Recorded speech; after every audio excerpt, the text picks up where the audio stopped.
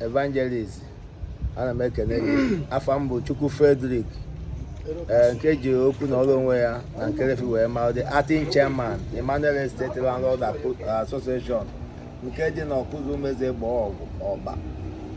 Tata bụ the first day of December 2025. anyị nwere our general meeting na our normal venue bụ our security office meeting. So na-echezi ndị otu anyị otu m na-abata meeting ndị abịatụ m a bit late m wee na-apaki moto m na-ekwe these people ha na oge ebe already ọgịnwa bụ Fred say yes. Ha wee bido mepezie moto m wee kwụba m ihe enwere ma buru ma osisi ma oche na-akụsọ m ndị akarị more than 40. Look at my body. Ihe niile abụ ebe isi m nkịta na blood na-ebleed m n'isi a. So gịnị na-ese enwekwa ihe na-ese na anyị enwere nye right ime meeting n'ebe anyị goro ụlọ wee rụọ ana. Ọkwa ihe a na-ese o na ha chọ ka ha legarịkwa ana anyị goro after 15 years. I wee sị mba o na anyị nwere right nwe m nsị na ya bụrụ oru ị na-anya na my necklace kịta na ọdụrọzi ya ị na-anya na aka m kịta efu wọchị m etibiri ya necklace aka ọsụrụ 850,000 ya gold dị ya. This watch m 220,000. Enwere ego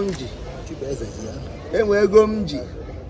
ego ahụ ọdụ 1,280,000.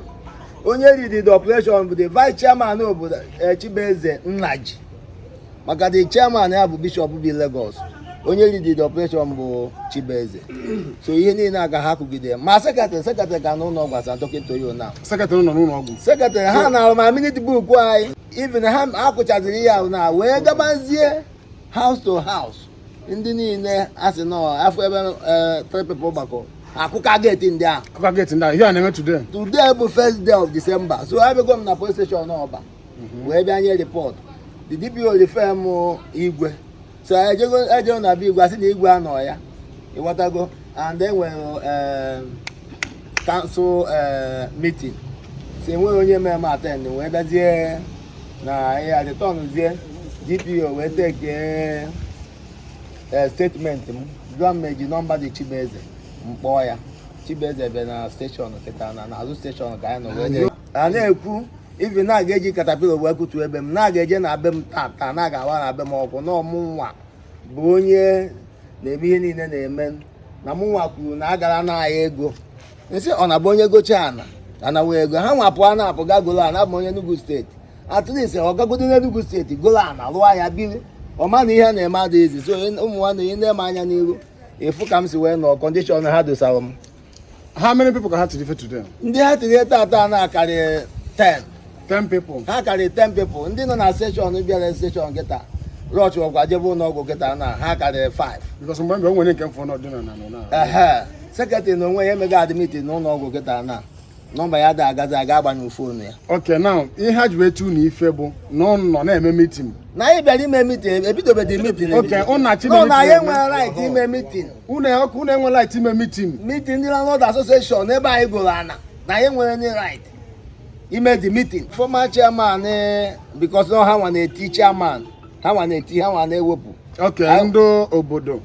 na-abịa na-eji aka fa na-eti chairman onye ala ka onye be ha ti.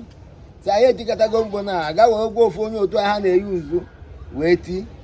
So enweghị ihe anyị na-eme na aga anyị wee gbakọ aka na asị na aga ebutu the chairman ka m bụzie the acting chairman. Tata this week Wednesday mere 3 weeks and some days m nọ na the office before ka I mezie ya the first meeting m na preside as an acting chairman Emmanuel State. I wee mee ya today. Ndị niile enwe ha nwetara that moment ha kụrikọrọ onye ọbụla ka na-ejekwa na house to house. Na-eje house to house kwa. House to house. Enwere ebe ndị otu anyị bịa agbakọ oge ha nwetara information na-eti dị achị. Enwere ebe ndị otu anyị mgbe ha nụziri na-eti chairman vive enwere ebe ha gbakọ ha achọpụta na ha ndị mmadụ nọkwa ebe a denu jezi ebe ọbụla people na-asasị ana ha wee gazie ebe ọbụla ha fụrụ ndị a ha na-akụtọrị onye ọbụla so na-eti onye n'ife na-aga ha na-eti onye ọbụla ihe na-asụ ma bọtụl na-apịa ma osisi ha dị okperi enweghị ha and onwere ife unu mere fe you people do not do them any bad thing. enwelọ egoro ma na m ego rụọ ya ụlọ biri development levy ha na m ụlọ 1,820,000. You will pay it. Akwụcha m ihe ndị a niile now they are saying that you people will still no go ekwa na ha ọzọ. Yes, that is the problem. Yes, no ihe anyị na-esezi na ọ bụ ndị lebara ya na-anwa ana anyị wezi ya enwere onye kwuru na ya na-efu ọ bụrụ na enwe onye si na ya na-efu ya bịa n'onwe ya indicate si na ihe aba na ya ha kwụsị anyị ọrụ more than 10 months na this state. People kwuru dekin ha na-emebi people kwuru osisi ịkụzi nke ọ na-emebi ma ndị bude cement everything blọkụ ma ndị chọrọ ịkweta na befa gịnị ka anyị mere ndị ọba anyị ejego na-abịa igwe sometimes de petition buru mmanya jee na-abịa igwe ka anyị kọwara igwe maka mgbe igwe bara ya bego congratulate ya ruzie na nke a na ka enyegokwe m appointment chief of staff nyere anyị appointment anyị rute ọ sị na ihe asị anyị weta na anyị dee ihe na petition anyị ede na ya mere appointment ji akwụkwọ more than 1 month and na igwe dị aware na anyị weta petition na ihe ndị a na-eme anyị na ihe ndị a na-eme anyị yet akpọrọ anyị eruzie today na ha decide ya ka ha kụrụ iwu anyị ruto na enwere onye anyị bụ na anyị bịara ọba wee goro ala anyị na-ayọ His Excellency Charles Chukwuma Soludo, the Executive Governor of Anambra State, ka ọ nebe anya na ndụ anyị na anyị bi n'ọba anyị ezuru ana ezu anyị goro ana ego ụfọdụ n'ime ndị otu anyị na enwego ndị gochara ana ndị abịakwasị na ọ bụ ha nwa na egogorikwa ana enwe ndị gogo 2 times ịnwetago so anyị na-ayọ gọvanọ of Anambra State ebigo ya nyere anyị aka ya na elu m kamgbe nne na nna ji wee m abịa na onye zuru ori ka a na-eti ụdị ya na na-alụ m onye ji nwaanyị ụmụ m niile na-ebe arịrị today gịnị ka dadi ha mere because na dadi ha ga-meeting problem dị na be m today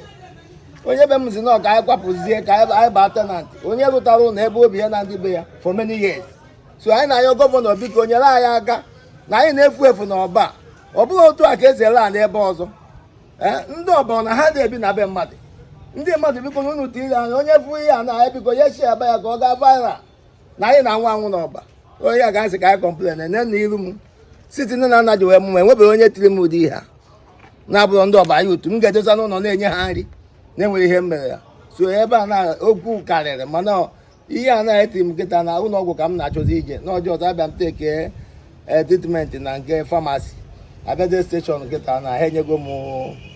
enwe akwụkwọ enye m nkịta na m wee gawazie ka m gaa tritie n'onwe m biko ihe nwezi bụ obere ndụ m fọziri obere n'ihe ndị a mefọm today ọ bụrụ na anyị nọ n'esteti anyị akịta na ị na-anya na the whole fence even empty plot alụbere alụ ha bịa ede ya family nke a before ya na-abata ahịa edekwa ya another family showing na enweghị onye mazi ihe bụ ana they want to extort money from us ịghọtago even empty plot alụbere alụ na ha asụnye ya osisi just dey have one family ebe ahụ yes na family ahụ nwere ala no family nwe ana ebe mepesigoro for many years up to 15 years enwe onye ya amazi nọ nke a bụ ana ya otu a na-aka ndị a si eme anyị ebe a na ọ bụrụ na anyị na ebe anyị ka afụgasị ihe edere ha sị na anyị ga-akwụ 20,000 ka e wee bịa na-echeki gara checkmate our land onye si na ihe ya na-efu ọ chọba ihe ya ị bịa na-asị anyị nwa anyị si na ihe na up to 1,000 plot dị ebe a anyị nwekwa 20,000 each iwere ya wee checkmate our land after ga checkmate si ya ị bịa sị na development levy anyị kwụchago since because development levy ha enwezi price na onye ha natara gị ụfọdụ 2 million something mana igwe ọba abatago kịta sị na development levy ya bụ 160 960 no 1 dekin ịchọrụ under 2 dekin another 960 3 dekin another 960 na dị afọ na ụmụ nwanne ha nara development levy more than 15 years ago na ha ejiri ego a wee lụpụta ha ihe na befa so na ha ya akwụgarịkwa 960 agụcha nke a abịakwụa 500,000 ha wee deere anyị akwụkwọ ọzọ ịghọtago anyị wesị ya mba na ihe dodo adịrọ na ya bụrụ ndị Hausa a na-achụ ndị Igbo na Lagos a na-achụ ndị Igbo n'ugwu Hausa anyị bikwa na ọba ebe a na-achụkwazi anyị nwa abịa ka anyị ga-agbakọ ọghọ ndị Igbo ka anyị bụ so ihe a na-abụ the main reason ndị a na-eme anyị ka anyị abụọ dị n'ọba so ụmụnne unu ndị gọvanọ our His Excellency Gọvanọ Charles Soludo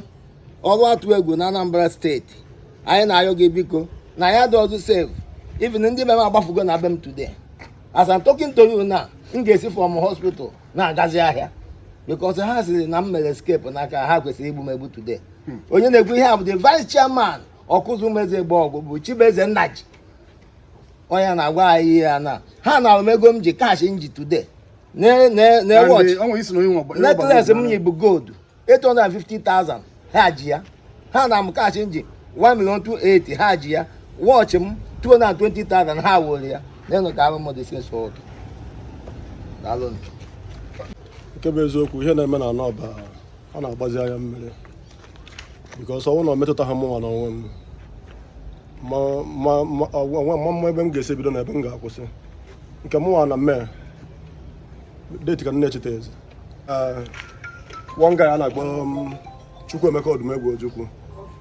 ejere m na ala dị n'akụ be m nke m gụpụtara my junior brother na outside ya adụchago ihe niile a na-arụ ebe ahụ ihe nkwụrụ development ebe ahụ 1,960,000 the whole receipt eji kwụọ ụgwọ ahụ nọ na be m ka m jee ka m sụcharata ihe n'ihu ebe ahụ mezo na afịa tochiri na compound ahụ one guy si n'ime ọhịa ebe ọ nọ makapụta na nke ihe nọ ebe eme nke ihe nọ n'ala ebe eme isi aka eke ihe nọ n'ala ebe m gụrụ m rụchara ebe a na-eme oke na ọmụ arụrụ ụlọ ọmarịcha ụlọ ebe a na ọ ga-egosikwa m famili ogbe eji ọfọ ọzọ ka m jee rụkwa ya dịka ụlọ ege nsị a nwanne m na aghọtakwa m ebe isi abịa aghọta m ihe ọjọọ m mere gị this morning na nsị ebe agbara ọsọ pụọ eso bifo na-emechi anya emepe na esigo m ebe agbara ọsọ pụọ nsị m inikwe na gịnị ọsọsọ na ọba ebe a ka ndị mmadụ na-ego ala na be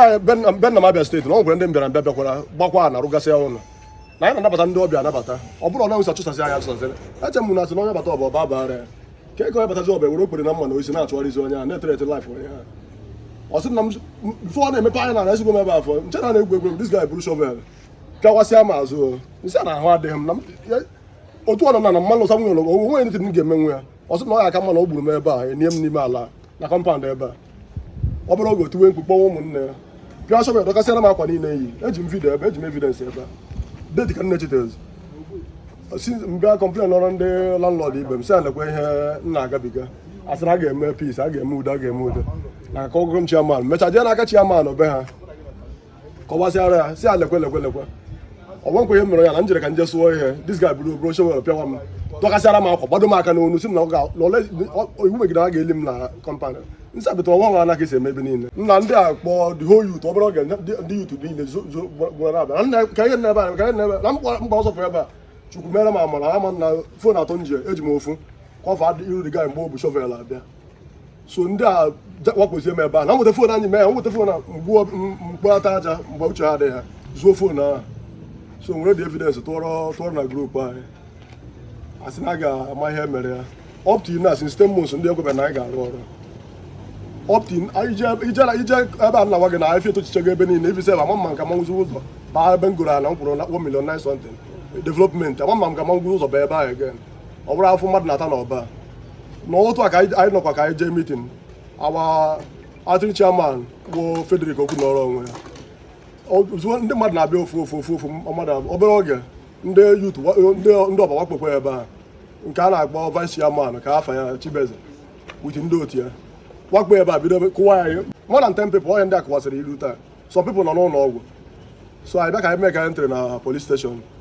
ma nwere aka gọọmenti ga-enyere anyị na ike ndị ọba anyị na ndị ọba na-eji ike agwụgo anyị biko gọọmenti gbatara anyị ọsọ enyemaka na ike agwụgo anyị n'obodo a wuo ụmụ ezigbo ọgụ ike agwụgo anyị ego arịa ọ nwere ndị gogoro ala more than 4 times ebe a ọ nwere ndị kwugo development levy ala agwụgo ndị kwuru more than 3 times ọ bụrụ ka esi eme ụmụ ụwa soro tinye aka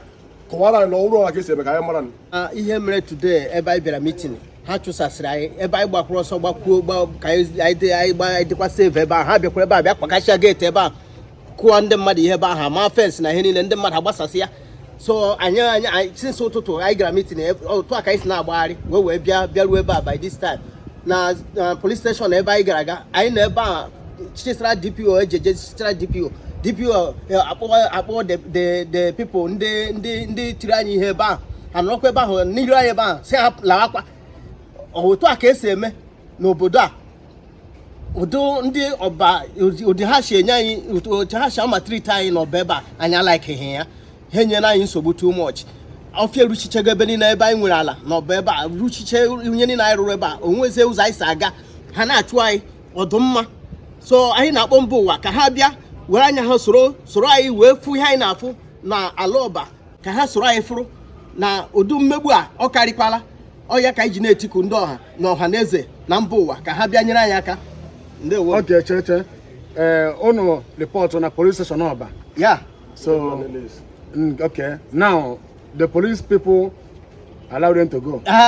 Arapụ ha so ha na-anyazi isi na onwere kwa sọsọ ebe a n'ọsọ kwa sọ ihe a ka a ga-eme nwere ihe ọzọ so